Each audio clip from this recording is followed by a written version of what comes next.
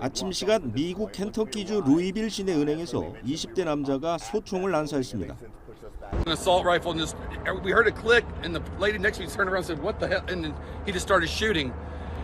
신고를 받은 경찰이 3분 만에 도착했고 총을 쏘는 범인의 대응 사격해 사살했습니다. 하지만 은행 내부에서 4명이 숨졌고 경찰을 포함해 9명은 다쳤습니다. 범인은 23살 남성 코너 스터전. 얼마 전 은행에서 해고된 뒤 앙심을 품고 범행을 저지른 것으로 밝혀졌습니다. 특히 자신의 총격 장면을 인스타그램으로 생중계하기도 했습니다. 그 영상은 삭제됐습니다. 총기 난사로 켄터키 주지사의 친구도 목숨을 잃었습니다. This is awful. I have a very close friend that didn't make it today. And I have another close friend who didn't either. 보고를 받은 조 바이든 대통령은 공화당이 총기 규제에 나서야 한다고 거듭 강조했습니다. Once again, today, the president has called on Republicans in Congress to work together with Democrats to take action. 이번 총격은 올해 미국에서 일어난 146번째 총기 난사 사건입니다. YTN 유재복입니다. 6살 소녀의 왼쪽 볼이 혈흔과 함께 부어 있습니다. 이웃집 마당에 굴러간 공을 가지러 갔다가 24살 집주인이 쏜 총탄이 스친 겁니다. 천만다행으로 찰과상에 그쳤지만 아이 부모는 무차별 총격에 크게 다쳤습니다. 경찰은 총격 후 도주한 청년을 붙잡아 살인미수 혐의로 조사하고 있습니다. 이런 일은 미국에서 일주일 새 벌써 4번째입니다. 친구 집을 찾다 다른 집 앞에 우연히 들어간 20대 여성은 집주인의 총에 숨졌습니다. This is a very sad case.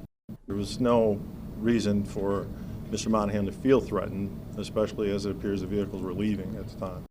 이뿐 아닙니다. 동생을 데리러 간 16살 흑인 소녀는 다른 집 초인종을 눌렀다가 총에 맞아 크게 다쳤습니다. There's no justification for the use of force other than he observed a black boy on his porch. And if you targeted this young man because of his black skin, that is in fact a hate crime. 흉흉해진 사회 분위기는 최근 학교 등 공공장소에서 이어진 총기 난사 사건과 무관하지 않아 보입니다. 자기 안전은 스스로 지켜야 한다는 사회적 불안감이 총기를 앞세운 과잉 대응으로 이어지고 있는 겁니다. 이런 상황 속에 사법당국은 지난 주말 생일 파티 총기 난사 사건의 10대 용의자 2명을 엄정히 처벌한다는 방침입니다. I will tell you that even though these are 16 and 17-year-olds, we will be charging them as adults in this. 총기 보유 자체가 합법일 뿐 아니라 미국 28개 주는 정당 방위를 위해서라면 치명적인 물리력을 써도 책임을 묻지 않고 있습니다. 이런 법이 미국 내 총기 살인과 남용을 부추기는 한 원인이라고 전문가들은 비판하고 있습니다. YTN 이경아입니다. 38살 조모 씨, 36살 강모 씨 부부와 6살, 3살 난 두 아들이 환하게 웃고 있는 가족 사진. 지난 주말 댈러스 교회 쇼핑몰 난사 사건으로 희생된 한인 교포 일가족입니다. 미국 모금 사이트에 올라온 사연은 나흘 전 6살 아들 생일 선물로 받은 옷을 다른 사이즈로 교환하러 쇼핑몰을 찾았다 참변을 당했다고 전하고 있습니다. 축복으로 가득해야 할 그날 오후가 총기 난사 학살로 한순간에 끝나버렸다며 부부와 둘째 아들은 희생자에 포함됐고 중환자실에서 퇴원한 6살 아들만 가족 중 유일한 생존자가 됐다고 밝혔습니다. 희생자 가족의 친구가 올린 사연은 SNS 등에 급속히 퍼지면서 기부 행렬이 이어지고 있습니다. 현지 교민들은 숨진 조 씨와 강 씨 부부가 어릴 때 부모를 따라 미국으로 이주한 교포로 한국말을 더 편하게 썼다고 전했습니다. 조 씨는 변호사, 강 씨는 치과 의사로 좋은 평판을 얻었고 한인교회를 다니며 주변 한인들을 돕는 활동에도 적극적이었던 것으로 알려졌습니다. 조 씨의 변호사 사무실 사이트 소개란에는 아메리칸 드림에 대한 깊은 자부심과 존경심을 갖고 있다며 1990년대 초 이민자로 살았던 경험으로 고객을 더 잘 이해하고 도우려고 노력한다고 적혀 있습니다. 이번 사건에서 유일하게 살아남은 6살 큰아들은 부상에선 어느 정도 회복했지만 정신적으로 큰 충격에 빠진 것으로 전해졌습니다.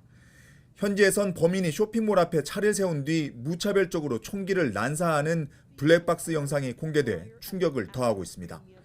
현장에서 경찰에 사살된 범인은 극단적인 인종주의에 기반한 증오 범죄를 꾸몄을 가능성이 제기되고 있습니다. 미국에서 4명 이상 희생자가 나온 총기 난사 사건은 올해만 22건이 발생해 지난해 같은 기간의 8건보다 2배 이상 많은 것으로 집계되고 있습니다. 워싱턴에서 YTN 권윤규입니다. 토요일 오후 미국 뉴햄프셔주 맨체스터에서 열린 졸업 파티장에서 또 총격이 벌어졌습니다. 갑자기 들어온 후드티 차림의 남자들이 총기를 난사해 20대 남녀 4명이 큰 부상을 입었습니다. Currently, the investigation is active and ongoing. Our detectives are out there working. They'll be working into the night. Extremely concerned, and the community should be concerned that this is going on as well. That's why we need the community to be involved. 비슷한 시각 애리조나주 유마와 켄터키주 루이빌에서도 총격이 발생해 최소 3명이 숨지고 약 10명이 다쳤습니다. 바이든 미국 대통령은 일간지 기고문을 통해 의회가 총기 규제를 위해 제발 뭐라도 좀 하라고 촉구했습니다. 바이든 대통령은 꼭 1년 전 뉴욕주 버팔로에서 10명이 희생된 총격 사건을 상기시키고 지난 1년간 미국에서 650건이 넘는 총기 난사로 4만여 명이 숨졌다고 지적했습니다. 뉴욕 주지사는 버팔로 총격 일주기 추모식에서 백인 우월주의와 인종주의가 사라지기를 희망했습니다. The white supremacists did not win on that day. Racism did not win on the day. That the people of Buffalo said that love will come out and be the winner on this day.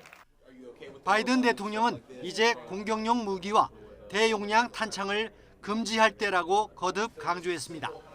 YTN 김태현입니다.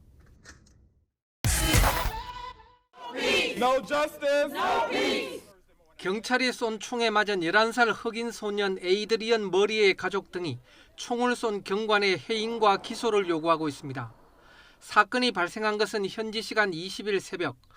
머리는 이부 형제의 아버지가 격분한 상태로 집에 찾아오자 911에 신고했고 새벽 4시 흑인 경찰관 그레그 케이퍼스가 출동했습니다. 케이퍼스 경관은 모두에게 손을 들고 나오라고 소리를 질렀고 머리는 그 말을 들었지만 가슴에 총을 맞았습니다. I don't want to die. That's what he was saying. While I was on the ground, I said, "You're not gonna die, baby. You're not gonna die. Just keep talking." 머리는 폐가 손상되고 갈비뼈 골절과 간 열상을 입었으며 산소호흡기와 흉관을 삽입한 채 나흘 만에 병원에서 퇴원했습니다. 인디애놀라 시 의회는 미시시피 수사국이 이 사건을 조사하는 동안 케이퍼스를 유급 행정휴직에 처하기로 했습니다. 미국에서는 경찰이 신고자를 용의자로 오인하고 총격을 가한 사건이 잇따르고 있습니다. 지난 4월에는 뉴멕시코주의 파밍턴시에서도 가정폭력 신고를 받고 출동한 경찰들이 집을 잘못 찾아가 엉뚱한 사람을 사살했습니다. 또 2021년 9월에는 뉴저지주 만투아에서 자기 집 뒷마당에 침입자가 있다고 신고한 사람이 출동한 경찰이 쏜 총에 맞아 사망했습니다. 워싱턴 포스트에 따르면 미국에서 지난 1년간 경찰의 총격으로 숨진 사람은 1,079명에 달하고 올해 들어서만 400명이 넘는 것으로 나타났습니다. YTN 김원배입니다. 미국 시애틀시 벨타운에 있는 식당 앞에 꽃과 추모글이 놓였습니다. 사건이 벌어진 건 지난 13일 오전 11시쯤. 이곳에서 일식당을 운영하던 한인 권모 씨 부부가 차에 타고 있다가 6차례 총격을 받았습니다. 임신 8개월로 출산을 앞둔 아내는 머리와 가슴에 총상을 입어 사망했고 태아도 응급분만으로 태어났지만 결국 숨을 거뒀습니다. 남편은 팔에 총상을 입었지만 생명에는 지장이 없는 것으로 알려졌습니다. 현장에서 달아났던 30살 코델 구스비는 체포되면서 자신이 했다는 말을 반복했다고 경찰이 밝혔습니다. 범인은 피해자의 차량 안에 총이 있는 것을 보고 총을 쐈다고 주장했지만 경찰은 범인과 피해자 간의 대화 등 상호작용은 없었다고 전했습니다. 도심 버나가에서 벌어진 총격 사건으로 시애틀 지역사회는 큰 충격에 빠졌습니다. We don't know what motivated it. We do have the suspect. We do believe at this point, I think a life was lost, and it's very sad.